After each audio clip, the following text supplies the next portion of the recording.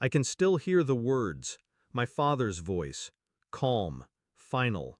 The company goes to your brother. He has a family to provide for. You'll understand. I didn't argue. I didn't beg. I just stared at the old man who mistook bloodline for competence. At the brother who couldn't balance a checkbook, let alone run an empire I'd built from dust. $110 million. 15 years of my life. And with a single sentence, he handed it to a parasite.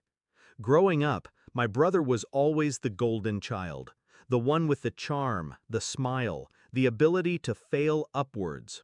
I was the one in the shadows, the one who worked, the one who bled for everything. I built that company brick by brick. I worked the nights, signed the deals, cut the losses. My father sat in the boardroom, pretending it was still his hand steering the wheel. My brother showed up once a quarter, bragging about ideas he stole from TED Talks. And yet, when the time came, it wasn't about loyalty, it wasn't about merit, it was about children, his legacy. As if my life's work meant less because I never brought someone into the world to use as leverage. Betrayal doesn't scream, it whispers. It was in the way my father stopped answering my calls at night, in the way the boardroom shifted toward my brother, even as he butchered numbers, in the way contracts began to pass through his desk instead of mine.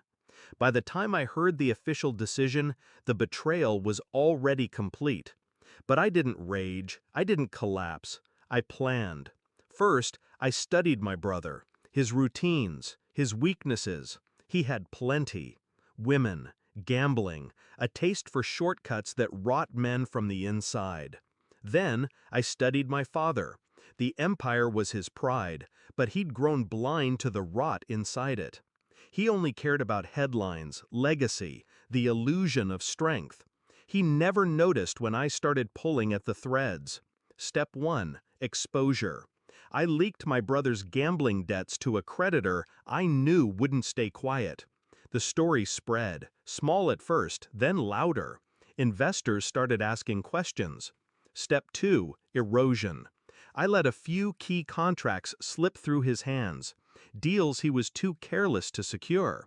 Then I swooped in, anonymously, with shell companies that signed those clients for myself. Quietly, piece by piece, I stripped the empire of its crown jewels. Step 3. Betrayal of trust. I introduced a consultant to him, an actress on my payroll. She whispered ideas into his ear, convinced him they were his own. He paraded them to the board. Every one of them failed. His credibility bled out in public, while she fed me everything.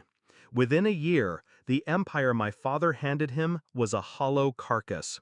The press called him reckless. Investors called him incompetent. My father called him a disappointment. I waited until the fire was at its peak before I revealed myself. The confrontation wasn't in a boardroom. It was at my father's house. The old man sat in his leather chair, my brother pacing like a caged animal, ranting about betrayal and enemies. I stepped through the door, calm, controlled.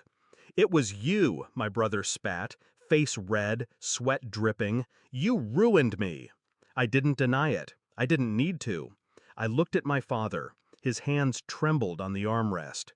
"You gave him my empire," I said. "You thought children would make him a man. You thought bloodline would make him worthy. Now you see what you created." My brother lunged, but I didn't flinch. He wasn't a threat anymore. He was noise. I leaned close enough for my father to hear every word.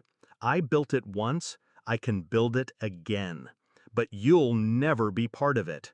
You chose your legacy, and now your legacy is ashes."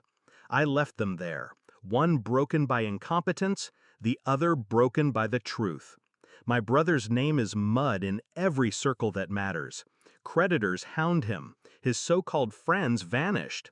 He has his children, yes, but they'll grow up watching him fail, watching him sink. My father?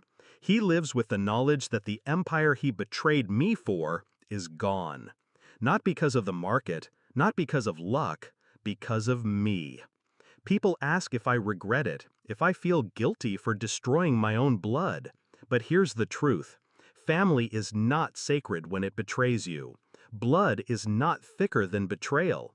I didn't burn down their empire. I just let them choke on the fire they lit when they underestimated me. And when I look at what I've rebuilt, leaner, sharper, untouchable, I feel nothing but clarity. They gave away my crown, so I built myself a throne of their bones.